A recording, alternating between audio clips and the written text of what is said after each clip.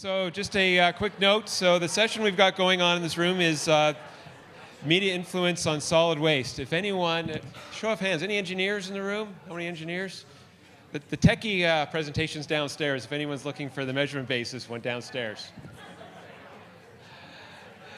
So I'm Michel Lefebvre. I guess I'm supposed to thank our sponsor, Tetra Tech, which I guess I'm thanking myself.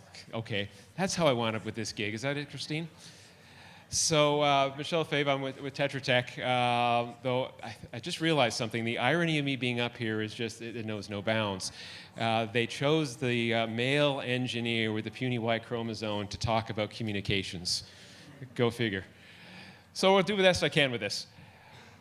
So before we get going, we're going to be talking about the influence of media with solid waste and with residuals diversion programs. But we want to start off with a quick video. If the video's working.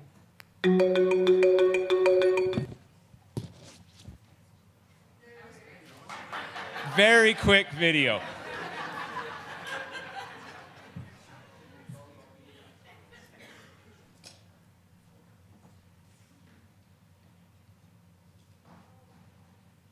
Or maybe not.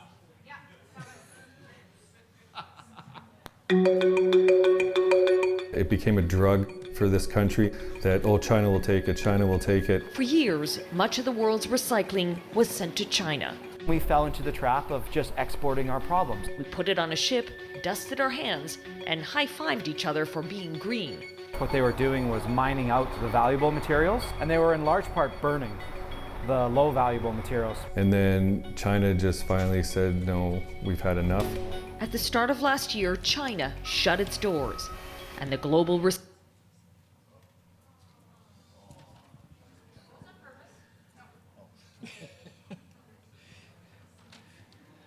That was it? That's it? Wow. I said short, we were short.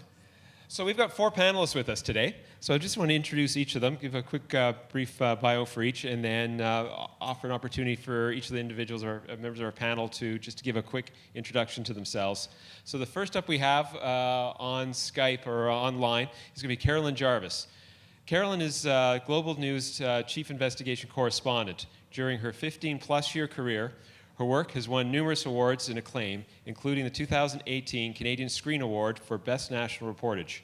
Her recent investigation, entitled Canada's Toxic Secret, utilized 2.5 years' worth of reporting to expose a troubling trend of leaks and spills and an accompanying lack of transparency regarding the public level of exposure to carcinogen pollutants in Sarnia's Chemical Valley.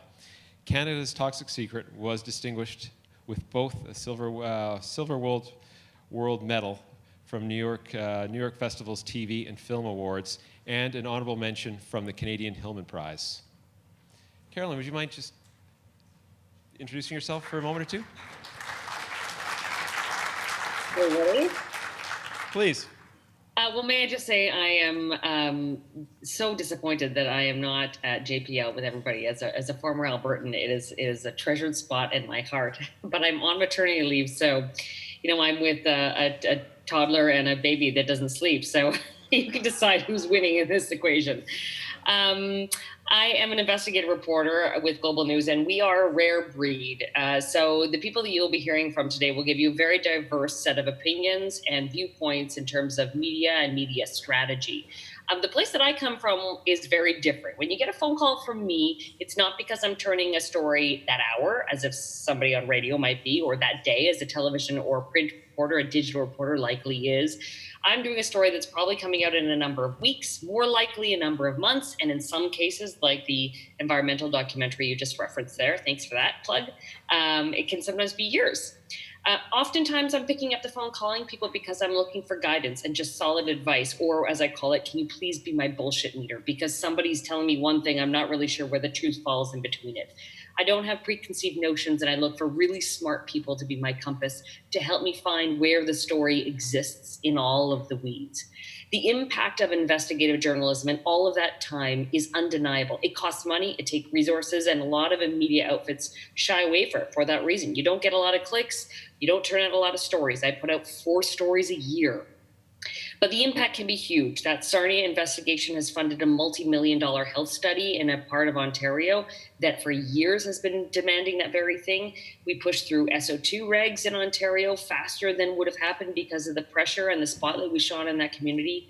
Other investigations we've done have seen labor code changes for the RCMP, better trained and better equipped frontline officers. We've seen pedophiles be arrested, multinational companies come under investigation, and high-level execs lose their jobs. This is because we believe in exposing the truth, and we rely on people like you who are in the room to get that done. So if there's one plug I can say just to end my quick synopsis is that I hope that everybody can email me at the end of this, because when I come back from mat leave, it will be full bore ahead, and it's your intelligence and your insights that we rely on to get those stories out. Great, thank you.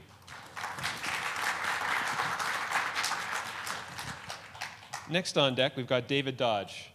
David is a producer of Green Energy Futures, a series of more than 230 documentaries on clean energy leaders, projects, and technologies from across Canada.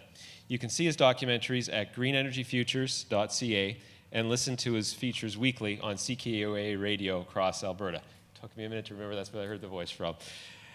David is co-chair of Edmonton's Energy Transition Advisory Committee that advises City Council on energy efficiency, energy, and climate change resilience. I'd love to talk to you about that. David has produced 330 episodes of the award-winning EcoFile radio series on sustainability for CKUA Radio, has published 2 magazines, and was production manager for Lone Pine Publishing. He has worked as both a journalist and as a photojournalist. David, do you mind? Great. Do you have my, thank you. I'm an odd man out here because I brought slides, and I just felt so insecure not having slides. I thought, I'm going to bring a couple of slides. What the heck? I started Green Energy Futures. I've been in media and environment, I think, for my entire career, and I started this about 7 years ago out of frustration, essentially. Frustration with the mainstream media, of which where I came from, and the way they were handling stories on clean tech and on green energy and on climate change and on a lot of these issues. So, you know, when you don't like the system, you try to invent your own system, which is a really stupid, crazy thing to do because it's very, very hard. I'll just tell you that right now. But I was very fortunate in the beginning because I had this vision of telling positive stories. So my mission is I find positive stories. I don't have any bad book reviews, which is not typical of the media. And so I took this mission of traveling across the country and finding the most inspiring leaders, projects, and technologies that I could find, and that order is important. I look for people first, projects second, and technologies third. And I took that vision to Suncor, Shell, and TD Bank, and to my utter shock, they loved the idea, and they funded me to the tune of about $1.2 million to travel the country for 4 years, from coast to coast, producing documentaries. So I produced 230 documentaries in the last 7 years. And as an interesting little side effect to that, and this is something that was totally unanticipated to me, I mean, one of the benefits I find about doing this is I get to keep the big picture in mind because I talk to people who are smart, I talk to people who are really engaged in this stuff all the time. I come to conferences like this all the time, and I get to benefit from being educated. It's like going to school every day of my life. And I get to keep the big picture in mind. And I think in today's fast-paced media, it's very difficult to do that, to be really a master of a file. It's very, very difficult to do that. So I feel privileged being able to do that. So I've been doing that for about 7 years. How do I change the slide? I was thinking about that as I was talking. Thank you. So I'll just take a minute here, but I'm hoping to seed the conversation today and get us thinking about this. So if there's anything I've learned in the last 7 years, and I think these lessons came to me in the energy sphere, but I think they apply to recycling equally. What I've learned in the last 7 years is the pace of change in the world right now in terms of technology and innovation is dizzying, and that it's going to fundamentally change how you live, what kind of building you live in, how you get around, and how you work within the next 10 years. And we heard kind of glimpses of this from other speakers over the last couple of days. And you may snicker when I say that, but it's true. So just for perspective, nobody thought this kind of stuff would be this big in such a short period of time, but there's $332 billion of investment in clean tech last year. And the majority of that is wind and solar, which even 10 years ago, nobody would have predicted. In fact, solar was still quite expensive then, and it wasn't even on the radar in that period of time. Just last year, or just recently actually, this year, Bloomberg came out with their projections in their new energy outlook 2019 of 13.3 trillion in investment over the next, how many years is that? 10 years or 20 years? By 2050. And that's about $400 million a year. So they're expecting investment to go up. What's really interesting to note here is that 77% of that investment is expected to go into wind and solar, into renewables in general, but wind and solar the majority. This stuff will affect recycling and what we do in this space over the long term in a really, really, really big way. Another speaker mentioned this, but last year we verified and proved the cheapest wind power ever procured in Canadian history at 3.7 cents a kilowatt hour here in Alberta.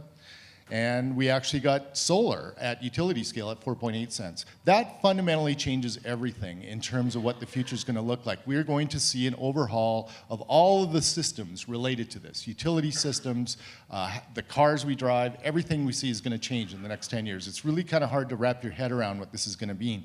And then there's this other factor which I encourage you to consider.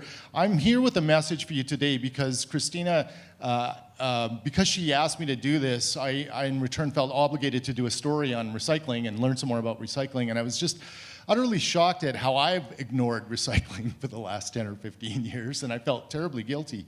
And so one of the factors I think that is going to affect this, I think this is your time. I think this is the time when recycling, there can be a second coming of recycling.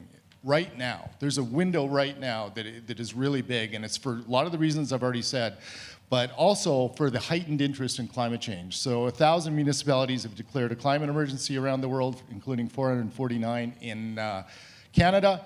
And interestingly, right here in Alberta, Edmonton hosted the first IPCC Science and Climate Change Conference in the world. The first Cities and Climate Change Conference in the world was held here last March.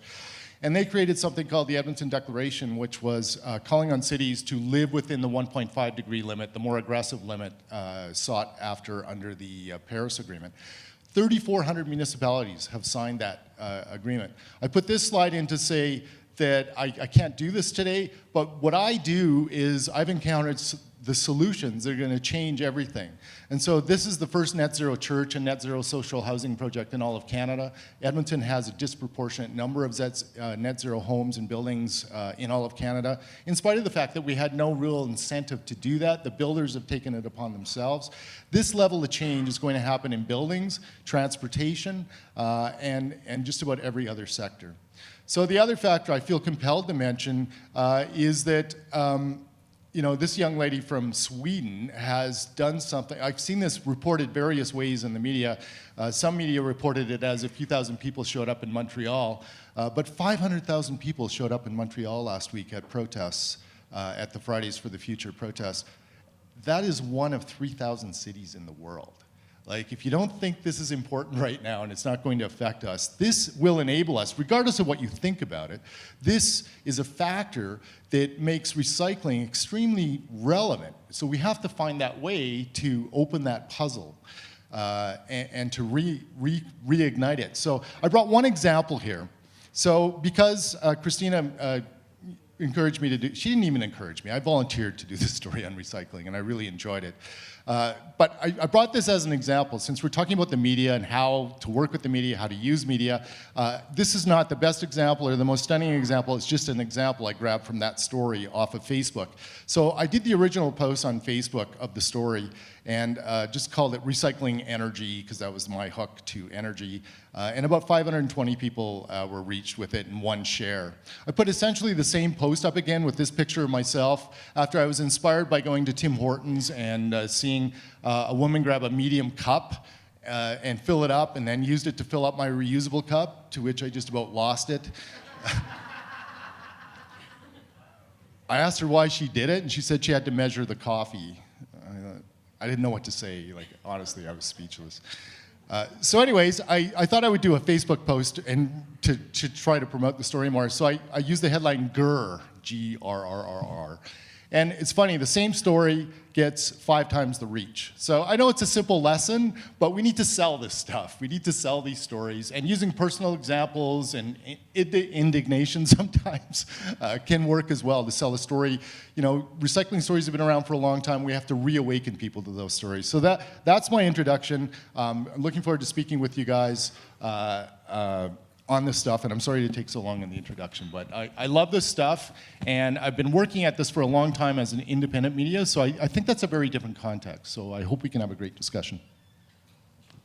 Thanks, Dave. Opens up a really interesting dimension to media. So our next panelist, Catherine Kat, what should you? You can call me either. We'll go with Kat. Kat Bangel.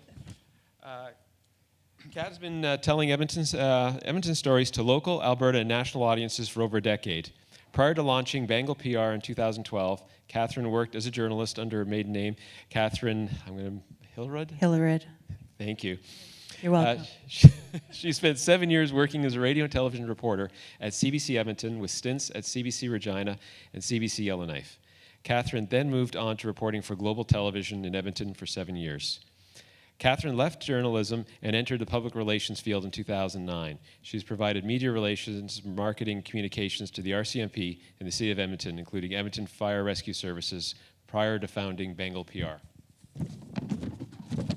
Bangel PR is a unique boutique public relations firm that is all about people, relationships, and great storytelling. They bring it all together to help companies, not-for-profits, entrepreneurs, and startups connect and make impressions. They share the heart and motivation behind what they do. Thanks so much for having me here today. I don't know what more to say. You gave a great introduction for myself. So I was a journalist for a really long time. So today I provide you both a journalist perspective, having spent 15 years telling stories here and elsewhere. And I've also now have spent the last 8-9 years doing public relations. So what I like to do is share my past with my future clients. I try to make you not so scared of the media. We often do a lot of media training. We work with clients to help share their stories and help find their stories. A lot of times organizations don't know what the stories are that they're sitting on, and often it's a gold mine of really amazing, incredible stories and people inside your organization. So we help you find those little golden nuggets and share them with Edmonton media, Alberta media, national media, because a lot of times those media are stretched.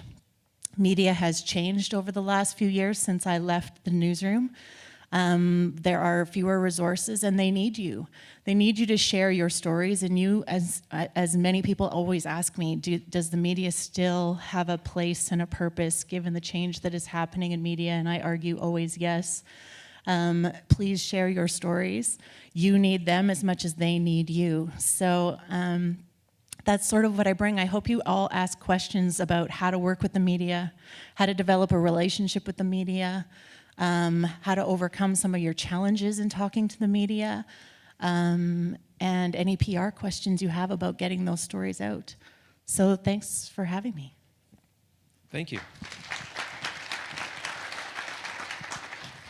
And lastly, we've got Sharon Ryland, who's an investigative journalist currently covering energy and environment in Alberta for the Narwhal.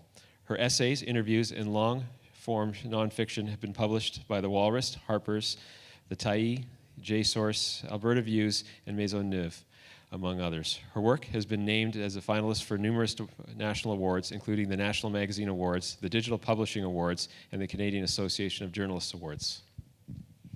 Well, thank you. Thank you for bragging about me like that. I wouldn't want to do that about myself. Yeah, I am an investigative journalist. I also work as a feature writer. And I want to take this little introductory session to tell you about who I work for, because you may or may not have heard of the Narwhal. We're only a little over a year old. I started working for the Narwhal last September as the full-time Alberta reporter. So we're a little different from the traditional mainstream media, or however you want to frame it. We're a not-for-profit, independent, ad-free news magazine, and we function mostly online. So we're Canada's only member of the Institute for Nonprofit News. There are a lot of not-for-profit media models in the United States, but not very many in Canada. So we're quite proud to be bringing that model here. We're all Canadians, and spreading it. And we do exclusively cover energy and the environment and the natural world. So I'm from rural Alberta. I go out and report in rural Alberta a lot. People look at the Narwhal's website and they say, "Are you an environmentalist?" And I always say, "No, I'm a reporter who covers the environment." We see ourselves as the environment desk, like a newspaper might have the business reporter. People don't ask, "So are you a businessman?" if you go out and report on business. So I report exclusively on Alberta, on energy and the environment. That means I cover a lot of oil and gas stories. But I do have a little tie to recycling, which wasn't in my bio. And so my first real job was a recycling ambassador for the Recycling Council of Alberta. So I spent wow, thank you. I did spend a lot of time traveling around Alberta in a minivan talking about recycling. So these are topics that are really near and dear to my heart. And I look forward to talking to you all today about both journalism and recycling. Great, thanks. So to get the process started, there was a bit of a discussion a while back, trying to think of some of the core questions we could use to start the process. One we had out of this is the whole concept of media. To me, growing up, the media really was three forms. We had newspapers, growing up in Edmonton, the Edmonton Journal. We had TV, and we had radio. Today, when we talk about media and some of the media that we can have access to use to deliver the message, what does that mean to each of you? You're like I just talked. For sure, when I grew up too, there was, the CBC, CTV, Global, or ITV, if you all go back that far. Please God, tell me you all go back that far. The Edmonton Journal, print, radio, all of that. And they ran the show really on telling stories. CKUA too, I don't want to leave you out. And now for sure that's changed. I'm sure you have all noticed how much that's changed. We have social media has taken over a lot of content. Blogging and podcasting, on all of that, I'm sure you all have your favorite podcasts that you listen to. So from a PR perspective, we use them all. We use them all to tell stories. And we almost view traditional media as a content source now, but a valuable one. Nowhere can you, as a company or as a not-for-profit, still sort of get that legitimacy that media can still provide you. If the CBC comes out and does a story, it tells the rest of the world that you were important enough that day to have the CBC come and still tell your story. So I think there's a lot of value still in traditional media, but now you can take that traditional media and park it on social media and share it on a blog and talk about it on a podcast. So I think traditional media still is important. It still plays an incredibly important role. It's still changing legislation and all that Carolyn has done. David has done over his career, you as well.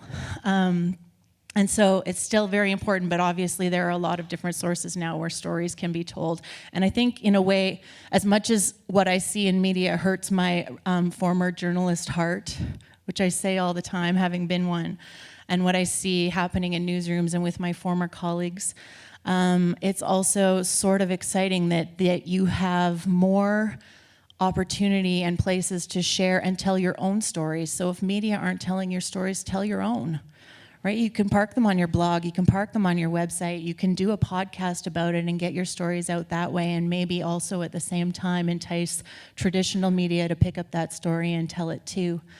So I see it all as content and all as an opportunity to find, dig up, and share really incredible stories. So there. Thanks. Don't want to forget about our online member. Carolyn, do you mind weighing in? Throw me the question again. What angle do you want me to talk to? We're talking about what media means to you and how it's evolved since the last 20 years. So what are the main types of media? What's relevant in today's society? Gosh, it's such a broad thing. I mean, media is obviously shifting, but the importance of media needs no more underscoring than looking at what's happening in the States right now. It was the extraordinary work of the Washington Post that has led to the impeachment inquiry that's now underway in the Trump administration. I mean, they've been blowing the lid off things. New York Times has been there. The Daily Beast has been there. We see more digital outfits leading the trend too. The time is now for investigative work, and it's changing the course of democracy before our very eyes. It doesn't really matter where you consume it. It's still very important. Unfortunately, the dollars and cents equation has changed largely because of Facebook and Google algorithms, but the demand for media is still very much there. It's just who's going to pay for it. Thanks. David? Well, I grew up dreaming of being that reporter at the Edmonton Journal, and the traditional setup is the CBC, and and it's all changed. It's pretty amazing. So in my life, I did a project sort of mid-career about 20 years ago, a series on sustainability, and at that time, we were still pretty linear in our thinking, to borrow a term from you recyclers, in that I raised some money and did a radio show. That's all I did, and then it changed so much in the next 4 or 5 years after that. I go out to do green energy futures, and I had to think about, how do I do this in 2000, in the 2000s, and how do you sell it? And so in the beginning, I realized that it should be a video series, and that if I shoot videos, I will extract the audio and produce a radio show, and I'll take the transcripts from the radio show and write a blog. And that's kind of what it's like now in this day and age. You try to leverage your content as much as you can. And of course, in the beginning for me, I had no outlets. Like I had my own website, and I had a YouTube channel, and I'd get 200 people to watch my video this week, which is not going to keep me going. And so in the beginning, what I did was I worked with conventional media. So I ran my stories in the Edmonton Journal, in magazines, in various places. So it's a complicated landscape. I think you have to think about how to reach people, who you're going to reach. I have one example here that's really interesting about, when you're trying to decide how to reach people. I take the same content to Facebook as I take to YouTube. And yet on YouTube, I have an 80% male audience. On Facebook, I have a 50% female audience with exactly the same content. So, you really have to think through who you're trying to reach and what your message is. So it's a messy landscape. I love it, frankly. I bemoan, the loss of the traditional media and how messy that is right now, because my heart really is with them, and I really have a passion for journalism still. But it's also very exciting, and you have to do what you can with what's happening. So I'm very excited about it, and that's just my attitude. Interesting. Sharon, what do you? Yeah, I can share a few thoughts on that as well, I guess. When I was growing up, news to me meant watching the 6 o'clock news on one of the 3 channels that we had on our TV. And if there was any small chance that we might somehow be on it or know someone who was on it, you'd set your VCR and you'd record it, and that was the only way you could get news for the day. There was no other news coming in. And we all know now that we're constantly bombarded with news, we're bombarded with information and tidbits and press releases, and depending on which social media platforms you are, maybe you're getting press releases that you're seeing. You don't have to wait for the media to show them to you. So that's really changed the media's role, that direct relationship between the people who are doing the things, creating the news, and the people who are on social media watching them do it. They don't necessarily always feel like they need a journalist in the middle.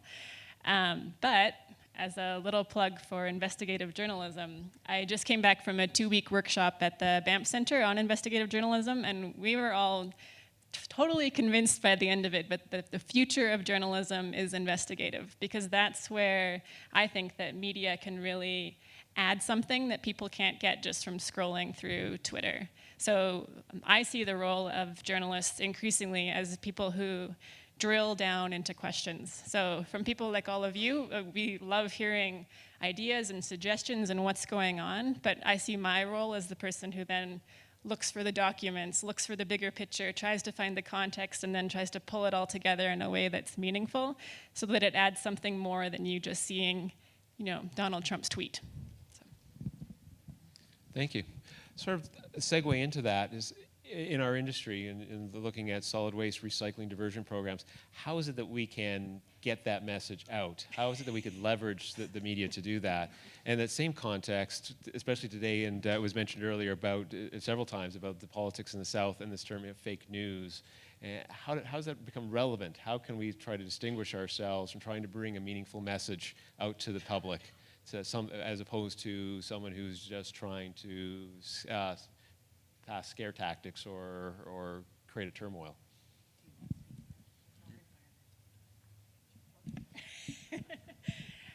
Me again. I mean, I think I see it as a more direct relationship than I think a lot of people perceive. I can only speak about my role as a journalist with the Narwhal, but I'm a human being, and you're all human beings. My email address is publicly available, so if you have a really interesting story that you think needs to be told, and in my case, about Alberta, reach out to me, and we can have coffee and talk about it, or you can send me ideas by email, we can talk on the phone. I think it's all about talking about fake news. I think a lot of the issue is that public trust in the media has eroded. It's being increasingly seen as an institution that's removed from the public rather than something that's working for the public good. So I think on both sides of it, we all need to be working to just rebuild that connection and rebuild that trust. Great. Do you want to ask another question? Actually, I was going to ask Carolyn. Carolyn, did you have anything on that? How could we get out there? I would underscore the exact same thing. I mean, there is nothing more important in your world as an investigative journalist than source protection, and developing relationships with sources is crucial. And they go on for years and years and years and years and years. And so when somebody I know picks up the phone and says, "You've got to follow this thread," I take it seriously. And if it's somebody I don't know who picks up the phone and says, "Hey, you should look into this," every single email that comes into my inbox, I take time to assess and weigh and triage and decide where it's best suited and if it's suited to be a story. So it's a two-way street. Sometimes I'll pick up the phone and very often cold call people or flip somebody an email saying, "Hey, let's jump on the line." And sometimes it's people calling me, and you have to develop a relationship. It's not a person with information calling a giant media organization. Typically, you want to reach out to the one reporter whose work you trust and who's the reporter that you want to tell your story. Which leads into my own experience with the media. I've got a very limited experience with it, but on the green energy front, I have been approached by media before, and it's been a disaster. Just without exception, been a disaster. How does one go about developing that relationship? The exact word you used, developing a relationship with the media, with a given individual. How do you go about fostering that relationship? Well, I was going to say that, there is, from a lot of people, the first time they ever talk to a reporter, it's usually they have never reached out to a reporter, pitched a positive story from their organization. So the first contact they have is with a reporter calling about something you may not actually want to talk about, right? I see you nodding your head. And so here's what I always say, if the thought of a reporter calling you in your office makes you want to scurry under the desk and lock the door, it means that you need to have had that relationship set up before that happens. Reach out to your local reporters, reach out and share your positive stories, because if you get to know reporters on that level, where they come out, it's a positive story, you have a good experience, they have a good experience, you get to show who and what you are and what you do and what you love and where you come from, and the reporter gets to see that side of you. When the shit hits the fan, that reporter will now have that relationship with you, right? And maybe I'm not going to say they're going to go easy on you. They might not, you're not going to be able to say to them, "Please don't cover that story," and they'll listen. But they might buy you an hour, might buy you 2, might buy you 3, and you'll have that relationship set up with them ahead of time. So I always, in media training, I tell you, please get out ahead of those stories. Build those relationships ahead of time. Reach out to that local reporter who you think maybe likes environmental issues or likes covering local news. Watch your local newscasts. See who those reporters are that you think you might have a good rapport with. Or if environment is your area, then find an environmental reporter who wants to tell positive, more solutions-based type stories and form a relationship with them, so that if something happens down the line where there is a story that you don't necessarily want to talk about, you've at least got a friend on the other side of the phone. I think the relationship thing is really important, and if the person is you do need to have relationships, and you need to keep working at this, but don't misunderstand what the relationship is, though, either. If the person is a good journalist, they're always going to write the story. So never get confused about that, or you will be trapped, and you won't be happy with the outcome. But it's very important to maintain those relationships. And to have a relationship, there has to be some quid pro quo. You've got to give them stuff sometimes. You've got to look out for them. You've got to say, well, I've got this idea. This is not my favorite thing, but I just thought I'd let you know about it. In a relationship, there's some give and go. That'll get you some credit later on. Trust me, it'll come back. And be authentic. I think the other thing is, don't be afraid to be authentic. The more you obfuscate, or the more you don't say things to the reporter, I mean, you shouldn't say some things, and she can help you with this. Definitely, there's some things you shouldn't say. But the more you try to obfuscate, I can't think of a better word, the more suspicious the reporter is, the more probing the questions will be. So it's a delicate relationship, but it's worth having, and you have to establish it before you get to your crisis. So start on it now. The real stories that you have, they're always about people. You have to have a person in your story. So go to them with these stories ahead of time and try to get them interested about what people are doing, why it's exciting, why it's going to change the world. You guys, every person in this room has why I care about changing the world as a story, as part of your story, because you're passionate about what you do. If what I've heard in the last couple of days is true, you guys all have that going for you, and that gives you a certain level of authenticity that I guarantee you can sell. There's nothing sells better than authenticity and a little bit of mission. Thanks. Carolyn, well, we've got you on. Any ideas or comments on that, developing relationships with the media? Oh, I completely agree with all that. And I would further that when you get a call from a reporter, it's not always because we want an interview, at least in my case. Oftentimes I'm calling people because, as I talked about earlier, I just want to be guided in the right direction. So developing relationships with reporters, I think, is important on a multitude of levels. And with the greatest respect to Ms. Bangel on the panel, who is a dear friend, and people in the crowd who will know what I'm talking about. There's nothing I hate more than calling somebody covertly for information and trying very desperately to create a relationship of trust, and being put off to a media relations person who inevitably is probably going to spin me or give me message track, which is the canned phrase that their corporation, municipality, or whatever wants me to hear. If I've called you, it's because I want to talk to you. And so my message would be is that if you don't want to talk to me, no feelings are ever hurt. But if calling a PR person, in my experience, usually gives me something that's, regurgitated slop. I want to talk to the human also and get a sense of what they're seeing on the ground. And that doesn't have to be scary, as Catherine talked about. It doesn't necessarily mean I'm going to put you on the record even. I mean, that goes back to that source protection, which is, part of your DNA as an investigative reporter. But it comes down to trust. Now, I can flip the coin around really easily and say, you shouldn't trust everybody. I'm sure there are people who have been burned like you have, for example. And so be very careful who you give that trust to and know their body of work if you're going to go there. And you're completely allowed to say no at the same time. Can I say something about that? I actually agree with my good friend Carolyn Jarvis there. And I won't take offense to you calling me schlop, but I'm just kidding. I'm just kidding. I love you. You know I do. And I would agree. I would agree. I never do PR for a company and have the media call me. There's nothing that indicates that you're trying to hide than when I have to get on the phone with them. So I, as a PR person, and maybe I do PR differently than I have been told that I do that because of my background in journalism. But I would say, I will help coach you. I will help make you feel more comfortable. I will help you try to be your authentic self while not giving up everything in your basket. And I will try to help you build that relationship with a reporter. And I would say our company has become relatively successful because I myself have a good relationship with the reporters.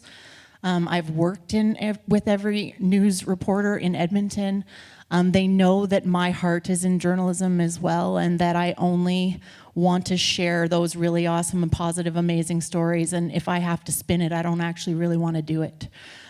So there is a lot of authenticity in both the relationship with somebody you have doing your PR and with yourself and a reporter. So yeah, I wouldn't, if I have to get on the phone, it's a bad day, and I never try to do that. But as a PR person, if you need a PR person to help make you feel more comfortable, to prep you, to give you interview tips and tricks, if you've never been on a camera before and you get stuck standing there staring into the lens of 2 or 3 at the same time, anyone who's done a scrum will know that that's a really nerve-wracking situation, whether you've got something to hide or not. So if you need a little comfort and you need a little pat on the back and you need some condolences at the end of the day, or a beer at the bar at the end of the day after you've handled one of those, that's what I do. Thanks. I've got an interesting one. So there was a telephone call, as I understand, sort of discussing what today could look like. Unfortunately, I was in a plane at the time, so I don't even know where I was, to be honest. But out of this thing, I was looking through the notes, and I saw this term, and I was just intrigued by this, but I don't know what this is. Solutions journalism. I was intrigued by that. What is that? Well, I didn't invent the term. I'm not sure I even said the term, but I've already confessed that what I decided to do in this project is solutions, which does make it different. It's funny, it still doesn't make people less suspicious sometimes when I call them. You know, I've only done 230 stories, and they clam up and they don't want to share their story with me. And I said, could you just look at my website? Like, you have a story there. You know what? We need all kinds of journalism. We need conventional, we need investigative, we need people doing PR. We need the whole gamut if we're going to do this well. But you know, I just chose to move from conventional journalism to this solution space because I just got so fed up, and change was coming so fast. Somebody needed to go look at this stuff full time and talk to these people all across the country and bring the stories out. And I really love the work. I feel privileged at the work I've been able to do and all the people I've been able to meet.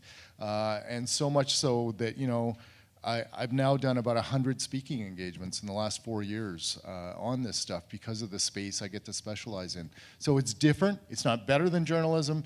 I think it's just another part of the puzzle. I treat it as a journalist. You could go into this and be a PR person. I treat my stories, I write the stories. I'm not trying to be offensive when I say that, but as a journalist, I mean, that's what's in my blood. So when I do stories, I'm probing. I want to know the real story before I do the story. I want to know it's, you know, that you're not hiding something, and I'm not going to start writing a story about something that's bogus. So I still have standards. It's just that I have a principle, and that is I look for the stories that I think are really good to share. Yeah, I don't know exactly where the term solutions journalism comes from, but there is a solutions journalism network in the United States. And I find their work really interesting because they are not at all separating the idea of solutions journalism from conventional journalism. It's based on the idea that there's a lot of fatigue in the general public and also in the media with horrible news headlines all the time that don't even point towards what's being done. So the idea of solutions journalism is to add in a journalistic way things that are happening in response to the problem that you're reporting. Still reporting on those solutions that are being proposed critically, but including them in the story. Because so often we see a story as like, you know, I've spent months, I figured out this horrible thing that's happening, here's the problem, here's all the people saying that it's terrible, okay, the end. And then we throw it over and wait for someone to do something about that in the public space. The idea from the Solutions Journalism Network is that I might look at another city, say, or in the recycling space, I might look at like what's happening in BC compared to Alberta. Are there any lessons that I should be reporting on there? Is there someone who could comment on what's different between the two provinces? That's what I think of when I think of solutions journalism. It's not PR, it's not just reporting on this is the greatest new thing. It's just adding in another layer so we're not so exhausted with the media. I see a lot of people nodding heads whenever I say fatigue or exhausted, which makes me think that we have a lot of work to do. But that's where I hope that it's heading. Carolyn, did you have anything you have to add to that? No, I feel like we said it all. Well said. So if we're looking at then the problem in the media, so the term that's used is looking at it from a critical perspective. So is that sort of one of the key elements of this, trying to look at the problem from a critical element or from a critical eye, try to lend street cred to it? As we've been talking a little bit about the PR end of it versus the investigative journalism side of it. There's a bit of a balance between the two, I'm sensing. I'm afraid because he's looking at me. You know, you can be critical in a number of ways. You can be critical because there's always going to be a problem and you're always looking for the problem. Or you can be critical because you're knowledgeable and you want to actually get to the bottom of the story and tell a good story and be confident that the story you're telling is not BS. So I think that comes into play on multiple levels. You know, sometimes you see, it feels like you see stories sometimes that are just trying to find a problem where there is no problem. And I find that annoying myself. I think you should go into a story with an open mind. But I also think if you're responsible, you need to be critical and you need to ask hard questions. Just because I do what I do doesn't mean I don't ask hard questions or uncomfortable questions, because I really want to understand the story. And I'm going to come at the story with a lot more experience than most people would, because I only do one thing. I'm in one space. And so I've probably talked to your peers about this story, or to one of your competitors about this story, or whatever. And so, you know, I think you have to be critical. You have to probe. But I think sometimes we can do that just for the sake of trying to find a story where there isn't a story, and that can feel pretty bad. Thanks. What is good journalism, I guess, is the question, or what's journalism versus solutions journalism? Journalism versus PR. I'll just talk about what I think good journalism is, which I think our main responsibility, or in my opinion, is to really seek accuracy and fairness. And so people who are reading the news don't have time to investigate every single claim that is made in the story that they're reading, or that someone says on TV. But I see it as my job to look into that. How do we know that? Where do we know it from?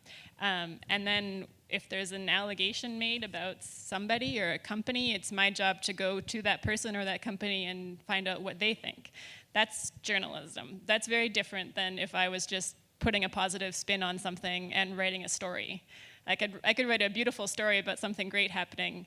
It wouldn't be journalism unless I had applied all those journalistic tools. So I hope that's kind of answering the question here. It does, thank you. With that, I'm just going to start opening up. Anybody have any questions or any comments for our panelists? Perfect. We got. Hold on, thank you. I guess following up on the last comment about good journalism, I would just like to get the views of the panel on the recent Marketplace report that calls itself investigative journalism. If you saw a response from Recycle BC, you will know that what Marketplace did was enter into three commercial agreements or three commercial contracts and then tracked where the material went. As soon as they entered into the commercial contracts, they removed that material from the Recycle BC system, which has checks and balances and processes and tracking and all sorts of things. But they left the impression, clear impression, that their three commercial contracts were a proxy for what happens in the Recycle BC system. And nothing could be farther from the truth. And the result of that would be to erode consumer confidence in the system, that what they put into the blue box actually goes where it should go. So the end result is disappointing from an environmental perspective, but it was so misleading, and to position this as as investigative journalism. I guess if you saw the response, you understand how it really worked. I would like to get your opinions and your viewpoints on that. I can talk about it because I've watched the marketplace piece, and I know a couple of the producers who are responsible for putting it together. They, like me, take months to do things, and I know them to be quality journalists.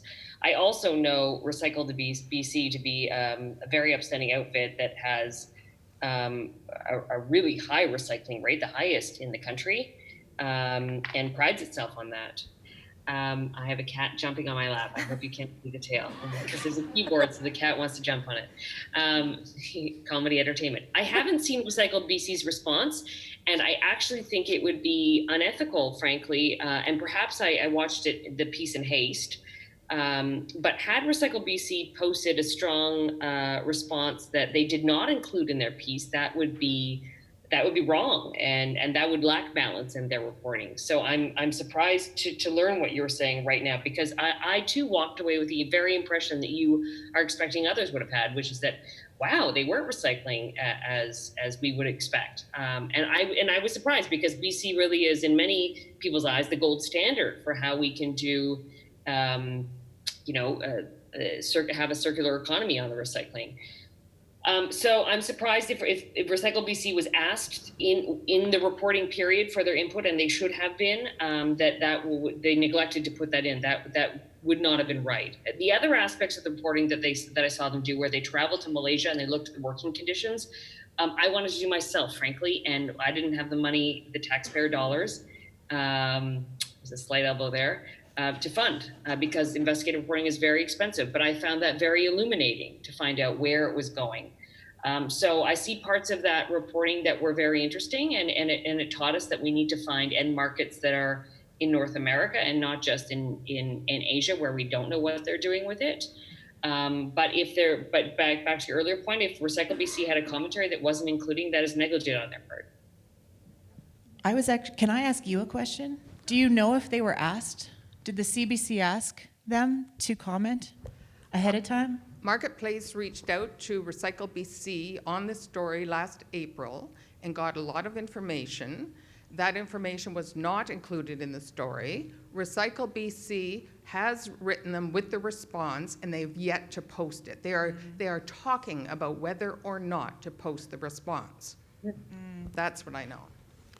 I also have a question for you. Is Recycle BC named in the piece? No. Okay. But it's the only operator of the residential recycling in BC. So Right. It's very clear who it is. They also stood in front of a Recycle BC sign for part of the report. Like, there was the Recycle BC logo right behind this consumer being mortified about where her foam was going. So they were there even if they weren't named. Who I didn't put. Yeah.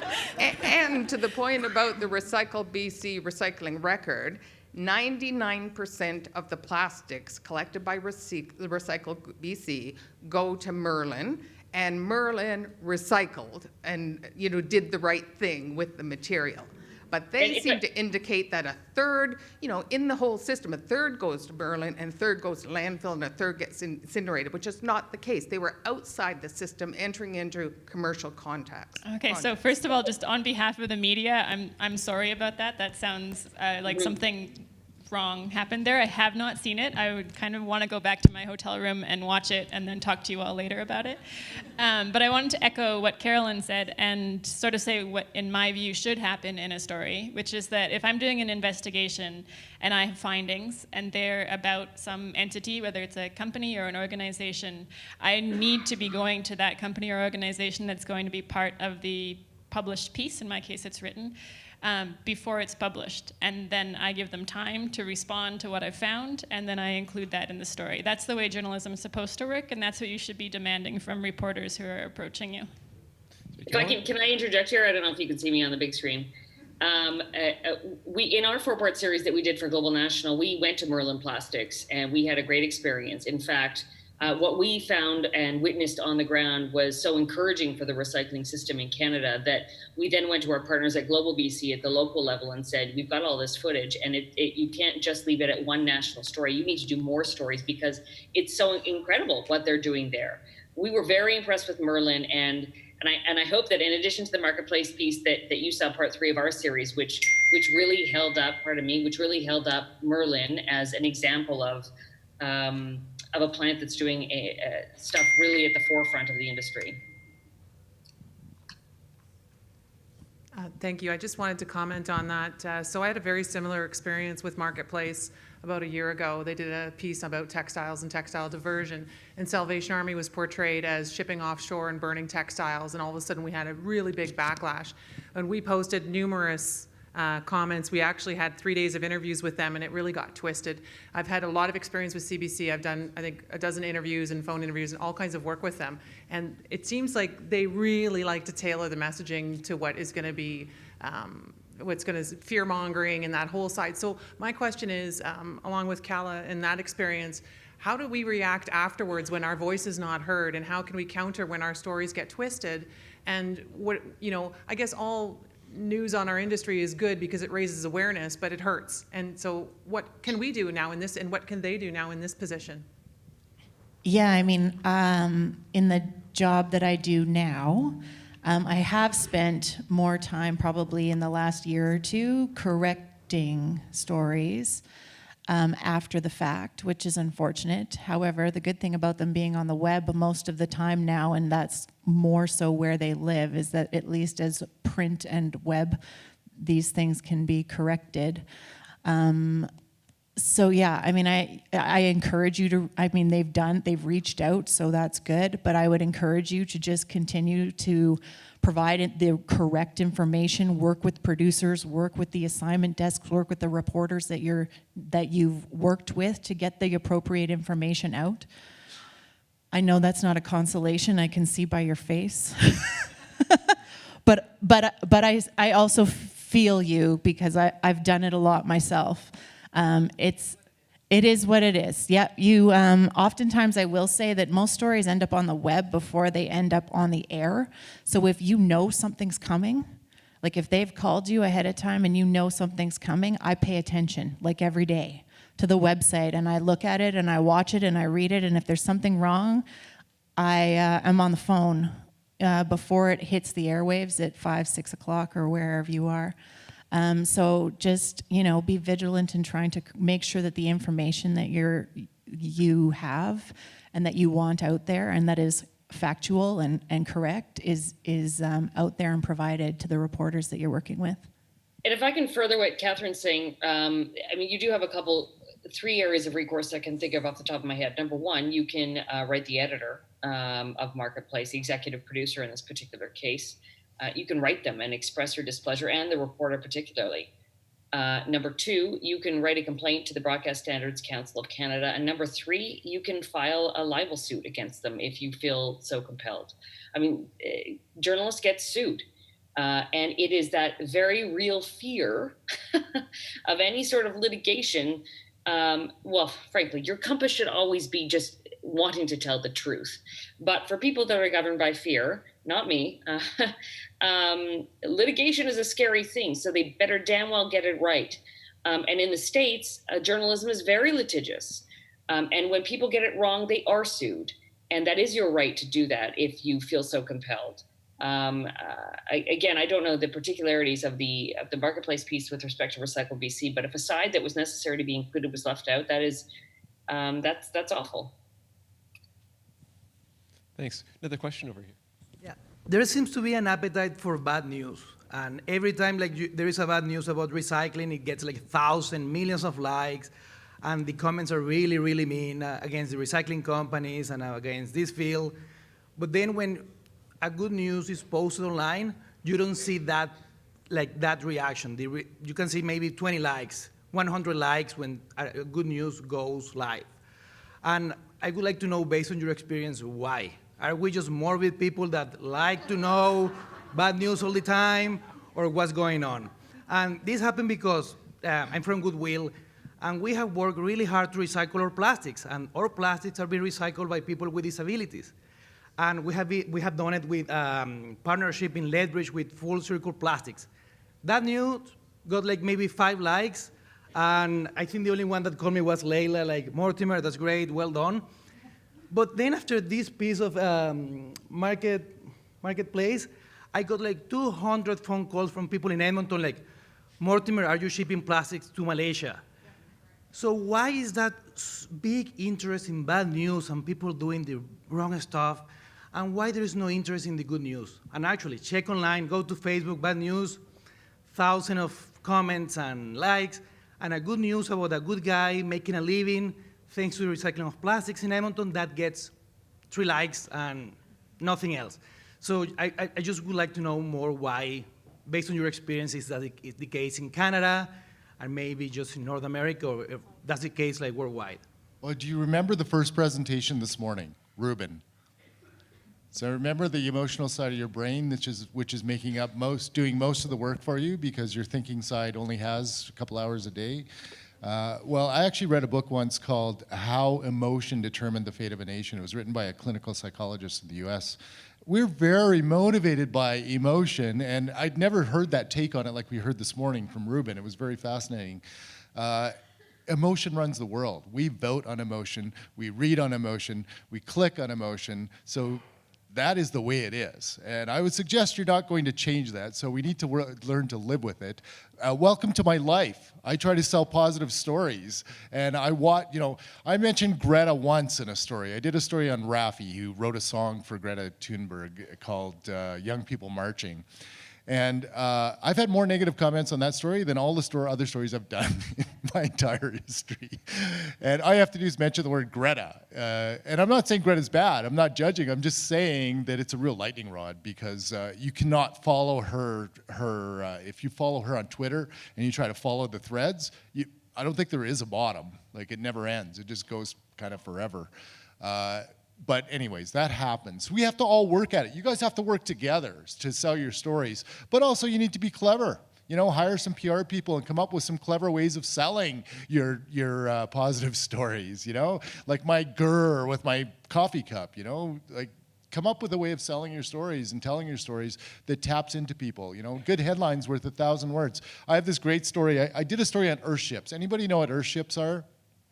So it's a very eco kind of home made out of recycled materials. It was pioneered by Michael Reynolds, who's a rebel architect from New Mexico. And so I did my first story on Earthships. Really great story. I thought it was fascinating. And so, it might have got 100,000 views or something like that. And then I retold the story a year later. I went back to the same Earthship, and I went in the middle of January, and we wrote a story about what it's like in a passive heated house in the middle of the cold, dark winter in Canada. And the headline we put on the story was what it's like in a passive heated Earthship in the cold, desolate Canadian winter. Well, just the framing on the story got us 3 times the response with the same story that I'd already told. So I got 300,000 responses to the second time I did the same story with a slightly different take on it. It was still the same story. So, you just have to, you're not going to change the emotional thing. So don't be disappointed when that happens again, because it will happen again. But be clever about how you're selling your stories would be my advice. I'd also say that social media is, if you're using social media and comments on Facebook to judge whether people liked your story, that's not a good tell, actually. Social media is this unnatural place where people sort of just like to rant. So it's a negative space. When I like something, I don't necessarily comment on it, but it still made me cry when I see it. If I'm mad, sure, I'll put something down. Most people will respond in anger. They won't necessarily respond because they loved it. They'll respond in private in that moment. So I always say, as human beings, we really do love a good story. I know, because I'm one of them. A good story really does motivate you. It moves you to make a change in your life, to buy a ticket, to volunteer your time. And those are the areas where you hit people with good stories. You motivate them in their heart to move. So don't just judge. I would say that the whole world just loves negative, crappy stories. I don't think they do. I would like to hope. I would like to hope that that's not how it is. So don't go by Twitter. I want to give you some hope here too. Don't go by Twitter. Don't go by Facebook. There's a lot of really angry people who don't have jobs who just sit at home and read negative, crappy stuff and want to like poison the rest of the well. But there are really amazing people out here who love good stories. They want to hear your good stories. They want to be moved by your good stories.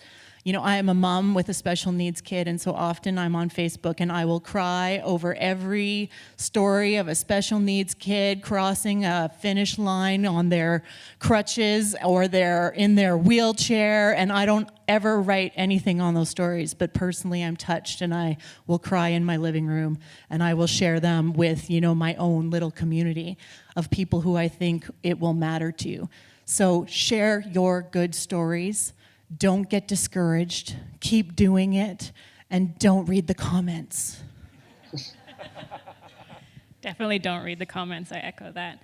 I just wanted to mention there's this sort of horrible expression that I think is left over from newspaper journalism. It's if it bleeds, it leads. It's the idea of when you're trying to sell a newspaper, you put the most horrific thing on the front page and you'll sell more papers. I find that distressing, but we also live in a different media climate now where most of us probably aren't buying the newspaper. Instead, we're clicking on headlines. And I know you're all here in the capacity of thinking about how to relate to the media, but you're probably also all media consumers as well. And so that's kind of on all of us.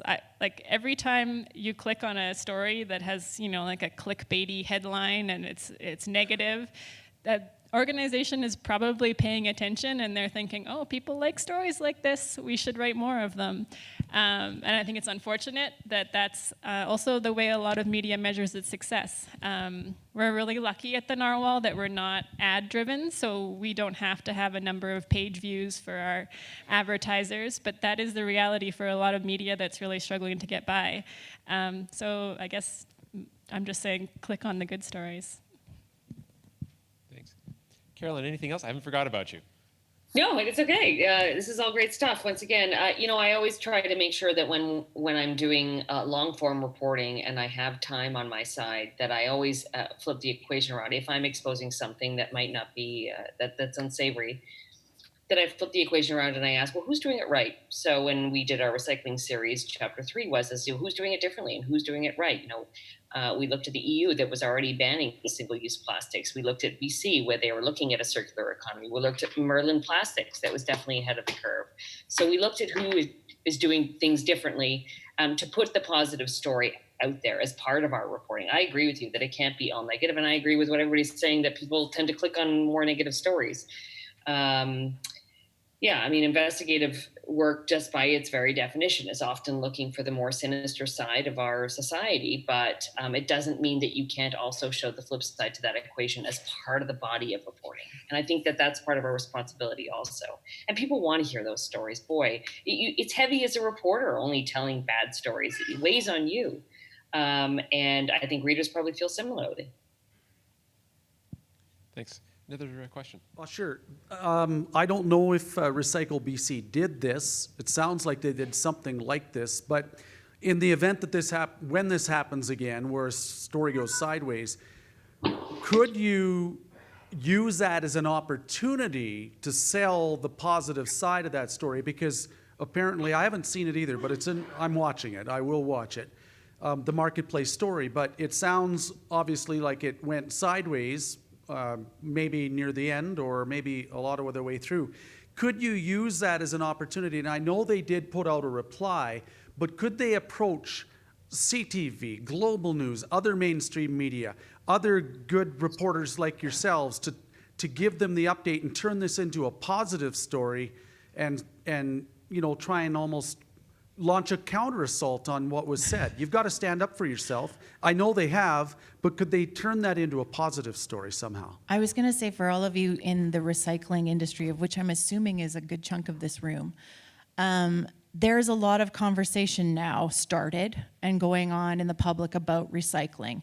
Is it working? Is it not working? Who's doing it right? Where is it happening that somebody is doing it, you know, in a way that the public wants to hear about, wants more of? And so when you're looking for stories to pitch to reporters, find the whole.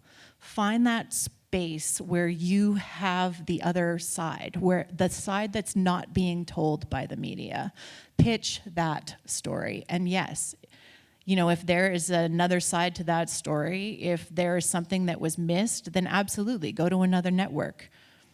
Pitch it to a reporter who you think, pitch it to Carolyn, although she's done it already, but if you know what I mean, pitch it to a reporter who you think will want to cover it. If there's a side to a story, it doesn't matter if it's recycling or whatever it is, if there's a side to the story that is not being told in the media and you are that side, then get out and talk about it. You're in a position now at this point where everybody is talking about recycling. So if there are positive things going on in recycling, if there are people doing it right, if there is, you know, something else that you want to talk about, now's the time to talk about it, not to hide from it, but to get out in front, start sharing those stories, reach out to reporters, as scary as you maybe feel that is. You know, I get that there's a risk in doing that, and you feel that. But, you know, find a reporter you trust and you already have a rapport with and reach out to them to get that other side of the story out there and correct the one that's already been told. And Kath, if I can add to what Catherine's saying here, you know, there's a couple things that you can dangle in front of a reporter that are almost irresistible. One is access. Or never before seen. So if you can say, I'm going to let you inside my MRF, and you know, you're going to be right on the ground floor and nobody's seen these shots. That's for a TV reporter where I live and breathe on visual images. That can be great. Or if, you know, you're Recycle BC, but you've never let anybody into this little secret place that, you know, maybe is doing all of your innovation work, that could be really scintillating for somebody who's looking for a new approach to a story. You know, when we put out our 4-part series, we were flooded with companies saying, please do a story on my product. The truth is I got so many of those emails that they just felt like people who were looking for me to do an ad for them, who wanted me to put their product on television and sell it for them. I'm not in the industry of selling people's products, but if there is a news story out there, if there's innovation happening that is newsworthy and truly is, then that's absolutely worth putting on television and on online or on radio. So it's the way you position that to a reporter that's equally important. And I agree with what everybody said. Go to a competing outfit and make sure that that positive story does get out there. I just wanted to add one bit to that. I agree with what Carolyn is saying, and I would say for me personally as a reporter, I'm not just interested in bad stories versus good stories, and I like to think that most readers are more sophisticated than that as well. So I want like the complicated story where there's nuance. I mean, we can all agree that recycling is not perfect and there are things that need to be worked on, but I don't think the story needs to be recycling is failing, or the alternative, like, look at how good recycling is doing. I think if you can come to a reporter, acknowledge the challenges, acknowledge the nuance, and show us like a complete picture, to me, that's a really successful story. And I'd say by complete, if you have a way to collaborate, pool your resources. If somebody's doing something amazing in recycling in BC, and somebody's doing something amazing recycling in Newfoundland, and somebody in Ontario really wants to push the envelope, then get together and pitch a reporter numerous elements of the story. Give them the access, give them all the pieces, because if you can give a reporter all the pieces, and this doesn't necessarily mean Carolyn, like Carolyn has time on her side as an investigative reporter, but in the local news area for sure, they don't have time. They don't have the time to do all the research all the time and find all the people, but if you can provide some of those elements and get together and give it to them, they're more likely to pick up that story. No, I don't want to say they just want an easy grab. That's not it. But they are lacking those resources. And so if you can provide all the information in your pitch and give them access to certain people that you are hoping that provide a different side of that story, then that makes your story as well something that they will grab onto even more so. Great, thank you. Good question. All right, I'm gonna ask a question that's not related to recycling, but is also environmental issues. Just change the pace a little bit. It's 5 p.m. 4:45. So most of you know that there's, since April, there's a new provincial government, and this provincial government decided to create an Alberta Energy War Room, and the purpose of the Energy War Room is to fight negative press on the media related to Alberta's energy industry, mainly oil and gas. So my question number one is, I'm curious to hear about everyone's perspective, professional opinion on what do you think about this idea of having an energy war room fighting the bad press out there regarding to Alberta's oil sand? And my second question is related to in the past, there was a reporter reported on the so-called foreign-funded environmental groups that are making Alberta look bad. And I'm just wondering if all of you are reporters, have you ever thought about looking into this yourself? And I'm just want to say I'm not taking any side here. I'm just curious about everyone's opinion. A couple questions. Okay, I'm going to start talking without having collected my thoughts yet, so I'm sorry about that. The first part of what do I think about Alberta's energy war room, I mean, I think we see this when changes in government. It's not new that there's any hostility between the government and media, which is sort of a bit of how I see this. So when a government is maybe not wanting to answer certain questions, it just means that as a journalist, I have to go other ways to try to find information. As a journalist also, I'm not just reprinting what the government puts out in press releases anyways, or what they say when they answer my questions. So I need to do more digging. And in an environment where we have things like the energy war room, and this idea of the government putting out its version of what are the facts, means as a journalist, I just need to go and spend a lot more time researching the facts and finding the truth. The second part of the question about foreign funding, this is a whole kettle of fish. I think I've written a bit about the idea of foreign funding in that I did a profile of Ed Whittingham, who some of you might know. He used to be the executive director of the Pembina Institute. And he was called out as being foreign funded. And I thought one of the interesting things that he said when I met with him was this idea that just because it's foreign, does that necessarily mean that it's bad? And he was raising the point about, is this jingoistic or is this legitimately a problem? And I think those are questions that we need to be asking when we hear this sort of rhetoric, is what does it really mean? And making our own decisions about that.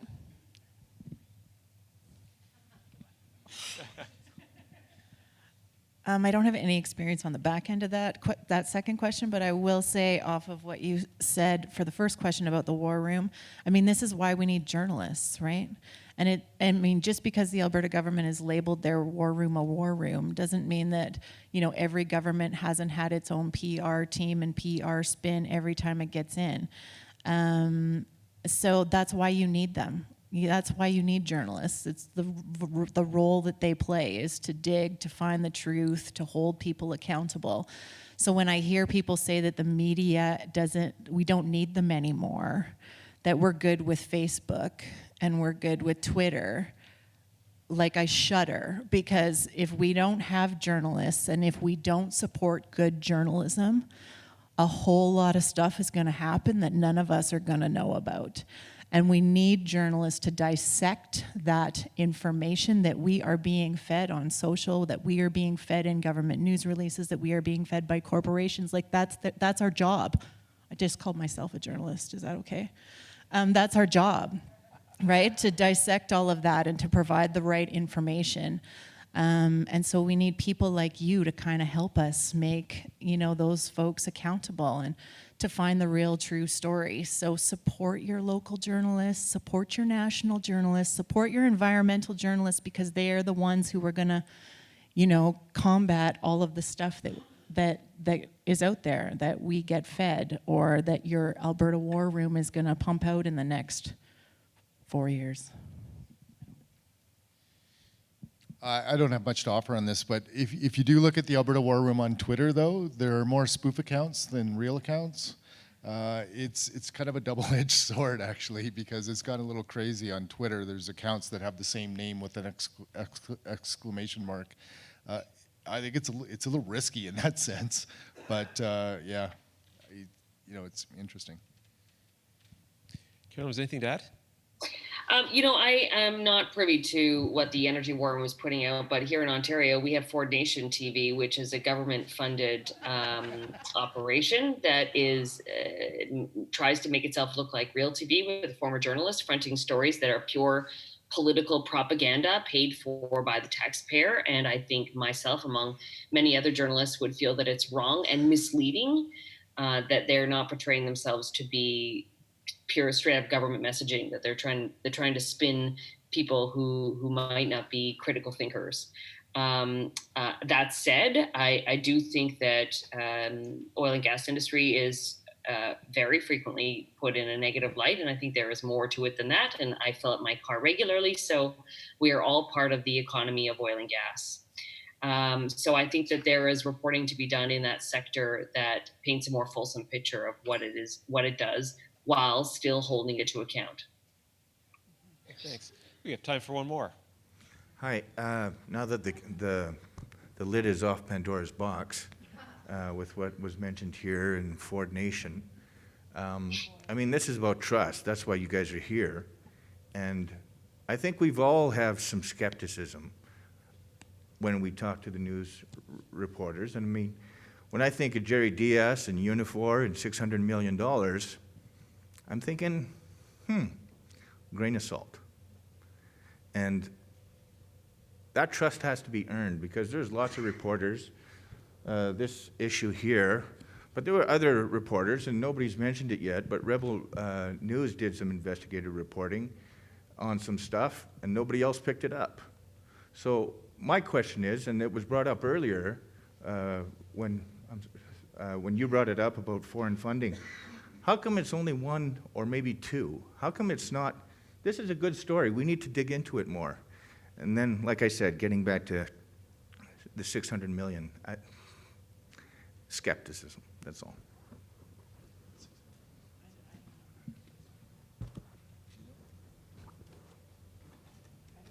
I don't know the background to what you're talking about to be able to answer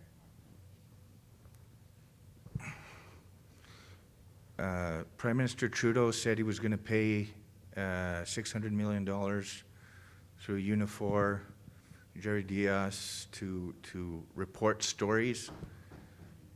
How do you feel at integrity in saying, I'm going to do my job, when if you don't do your job, your company isn't getting that money? I don't believe that's true, actually. And I would not be using Rebel Media as your primary source of information, if I could just add that. I do have one thing, sort of wrapping it up, taking a bit of a side tag. So what I found was really interesting about today so far is we've got some really good advice in the industry, how we approach media and how we could possibly start to bring our stories forward.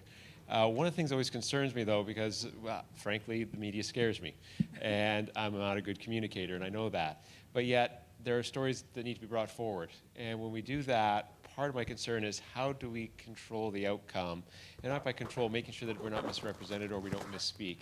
Is there a way or mechanism that we can use, or training available to us as being non-professionals, to try to bring our message forward and making sure that we're bringing the right message forward and it doesn't wind up getting sidetracked or we go left to center and we wind up doing things or stepping on a landmine that we really didn't intend to? I think this is my cue to talk about media training. I mean, for sure, we do a lot of media training. And when I talk about media training, I know the journalists like sitting around me think that that means I'm training you how to spin. And I'm not training you how to spin. Because like I said before, if we got to spin it, it's not good. So really what we do is we try to get you comfortable.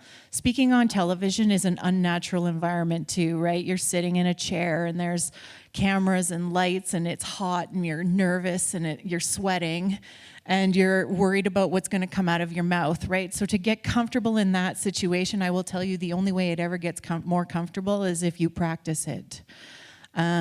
And 15 years of being on television, I still would get nervous every time the red light would go on a camera and I had to be live. So I know what it's like to juggle the nerves. And when you're nervous, it doesn't always flow out of your mouth the way it should. So I encourage you, if you're going to be doing media, if you're going to be sharing stories, practice. There's nothing wrong with practicing it, figuring out what is the message that you want to get out. What do you want people to know about who and what you are and what you do? And how do you deliver that in a way that can't be confusing? So write it down. Think about it before you actually do a media interview. The journalists will appreciate it. They don't want you to look like garbage on camera either, right? They need you to be able to deliver a good 10, 20-second clip about what it is that you do. Or if you're a print journalist, they need you to be able to talk to them fluently and confidently about who and what you are and what you do. So there's nothing wrong with practicing it ahead of time. You don't want to sound rehearsed, obviously, but you just want to get comfortable, feel comfortable. And part of that, too, is what we talked about earlier about having a relationship with reporters. I would say start local. Start in your local towns and cities, getting accustomed to who the media are. Find one you like. Pitch your stories to them, get to know them, and you'll have better interviews. And it's not always about what happens in that moment either. You can provide information, help them when they call you and they need information and they just need you to be a source to point them in the right direction. Like when Carolyn calls you, she's just likely not going to fly from Toronto to Edmonton with a camera crew to interview you. She probably isn't, but she wants good information from you. She needs the facts. She needs your opinion. She needs your ideas being here in the industry, where to go next. So those are all things you can practice, get prepared for ahead of time. So do some training if you're interested in training. If not, just sit down ahead of time before you're going to do an interview and really think, what is it I want the audience to think about and remember when I get off of my 4-minute interview on television or my 4-minute interview on radio? What do I want people to be thinking about when they're driving home at the end of the day? What is that message I want to leave them with? So just be prepared, I would say, when you go into your interviews and know what that is. Exactly. And I would just add to that if you're feeling nervous or distrustful or you've been burned before by the media and someone calls you up, just ask questions. If I call you, I'm very happy to talk about why I'm calling you, whether I'm wanting to use quotes from you, whether this is just an interview that's entirely on background or not. We can kind of talk about that stuff before we get into me asking you questions about your company or what it is that you do. So I think that goes back to what we kind of said at the beginning, where we are still all humans, and I hope that we can, treat each other like that when we get on the phone to ask the difficult questions. And if I can add something, there's always the do-over card. I always remind people when you start a television interview that if you answer something and you think you could have said it better, say it again. And literally, it's a card that I've been in interviews with the Prime Minister and they've said, well, let's do that again. I'm not out in an interview to catch somebody flubbing up or speaking not to the best of their abilities. I want you to sound eloquent and concise and use language that people will be able to relate to and understand. So if you say something in an interview and you flub up or you're nervous, you have every right to say, wait, scratch, let's start again. And oftentimes it's better, or maybe you'll just be more relaxed. And it does take practice, exactly like Catherine says, and it does take those do-overs do require a reporter who you will trust, because it's possible that you'll meet a reporter who isn't trustworthy. But if you're speaking with somebody where you've got a relationship, those relationships are key, then start again. And if you're on television or on radio, and speak the way you want to. I always say the clip that I ended up pulling from my news stories was always the one where the person said, "Ugh, God, that was horrible. Can I do that again?" I'd say, "Yes, God, please do it again so I can use it, because what you were actually going to talk about was really fantastic." And it's always the clip I pull. I will also say that when I do media training, most good reporters, when they get to the end of the interview, will say, "Is there anything else you would like to add before that I haven't asked you?" Do not let that opportunity go. Use it every single time to tell them exactly what it is that you want to tell them in that interview. Because guaranteed, when I say, "Is there anything else you'd like to say?" you already know this interview's over. You take a breath, you are like, oh, thank God that's done. Okay, yeah. So this is what I really wanted to say the whole time I was talking to you. And it will always be the clip that I ended up pulling. It's not that I asked you a really incredible question, but it's that you've, over the 15 minutes we've talked, formed your sentences, formed your thoughts, put them together in a really concise way, and you bring that entire interview all the way around to the end in a more relaxed way, and you deliver the clip that I actually needed you to deliver, and the whole 15 minutes before that is mute. So take it. Take your time. If you want to start again, and take the opportunity at the end to say what it is you actually wanted to say to them. You are in the driver's seat of every interview you are in. I know you think that the reporter is actually in the driver's seat, but you are the expert in that interview. They don't know anything about what they are asking you about. They have never been in a recycling plant. They have not done the 20 years, 30 years that you have done. So you are in the driver's seat of that interview. Drive it. If they ask you a question and that's not what you want to talk about, answer their question as quickly as you can and then get back to what it is that you actually want to talk about. You can use a quick statement like, but what I think is important is this, and give it to them. So drive your interviews. That's what we teach in media training. Give them the information that you want to give them. It's not all about them. You're there too. And they need you to give them the information that you have, that you've experienced all of your career, to help them do a better story. So it's on you too. That's great. David, any last words? You know, I think I find myself sometimes helping folks when I'm interviewing them, because I'll listen to them and they'll talk about, in your language, PPP, EPR, whatever, on and on. And I'll go, I have no idea what you just said. We're going to do this again, and you're going to tell me this in common language, and we're going to do it again if you don't get it right, because the audience has to understand what you're talking about. And I hate acronyms. They drive me crazy.